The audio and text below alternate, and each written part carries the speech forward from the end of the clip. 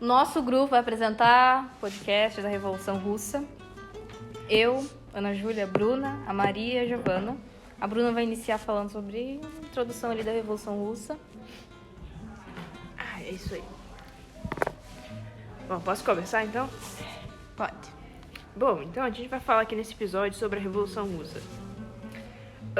Começando do início, né, o contexto ali, o início do século XX, a monarquia era absolutista, o povo era diverso, 80% da população morava nos campos, né, a economia rural era predominante, a igreja cristã ortodoxa também. Mais de 3 milhões de operários tinham salários miseráveis, 12 horas de trabalho. O trabalho infantil também era comum, crianças de 9 anos trabalhando, hein? Agressão por guardas, vida sofrida, né, ambientes insalubres, sem escolas. Então os trabalhadores eles se organizaram em projetos de partidos políticos para melhorar as suas condições, né? Nasce então o Partido Operário Social, que é inspirado no marxismo, né? As divergências então dentro do partido, em 1909 o partido é dividido em duas partes: o Bolchevique, que é liderado por Martozzi, e Pleka, como é que fala esse nome aqui? Esse nome aqui. Então tá bom. Então, as divergências dentro do partido. O partido, então, é dividido em duas partes.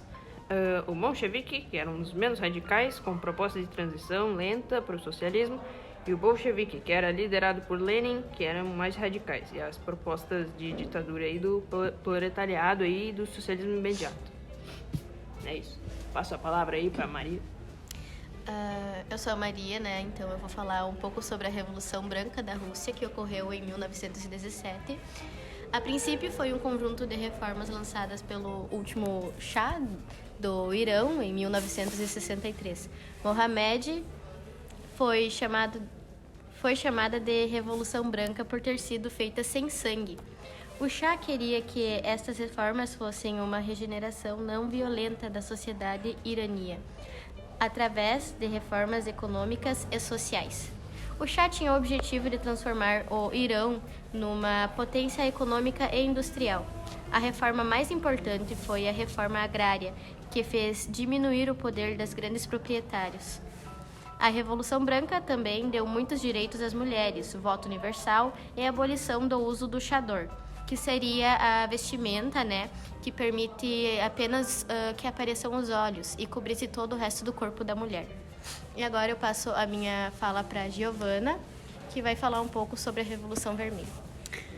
Então, eu vou falar agora sobre a Revolução Vermelha, que foi mais conhecida também como a Revolução de Outubro e também como a Revolução Bolchevique. Ela foi a segunda fase da Revolução Russa de 1917 e sucedeu à Revolução de Fevereiro, ocorrida também em 1917. Tudo começou com a oposição dos bolcheviques, liderados por Lenin, contra o governo provisório. Essa foi a primeira revolução marxista do século XX e deu poder aos bolcheviques. E tudo começou também por conta que a Rússia sofria graves problemas, ainda sob uma monarquia absolutista. Então, entre eles, uma economia rural sem propriedade privada era definida, e burguesia em fase inicial, além da destruição que o país enfrentava depois da Guerra da Crimeia. Que a Guerra da Crimeia foi uma coligação formada pelo Reino Unido, da França, Piemonte, Sardenha, a atual Itália, e juntos eles formavam uma aliança anglo-franco-sarda, e o Império Turco-Otamo, a atual Turquia. Esta coligação foi formada para barrar a expansão russa. A entrada do país na guerra enfraqueceu ainda mais a economia e o exército, que já estava enfrentando dificuldades. A situação se agravou ainda mais com a convocação militar obrigatória, que paralisou as atividades da agricultura. No final de 1916, o país estava próximo a um colapso total. A crise de abastecimento, o racionamento severo e as derrotas frente aos impérios centrais fizeram explodir uma onda de manifestações. Agora eu vou passar a palavra para a Ana Júlia. Bom, vou falar um pouco sobre o governo do Stalin e da Guerra Fria. O Stalin trouxe um governo totalitário de caráter comunista. Stalin foi conhecido como um ditador onde havia eliminação de pessoas que discordavam dos métodos do governo.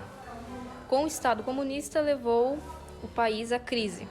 Stalin também cometeu crimes como Holodomor, que é a morte por fome que as forças policiais da União Soviética provocaram na Ucrânia durante o processo do confiscos de terras cultivais, os campos de concentração para trabalhos forçados. Agora, a Guerra Fria.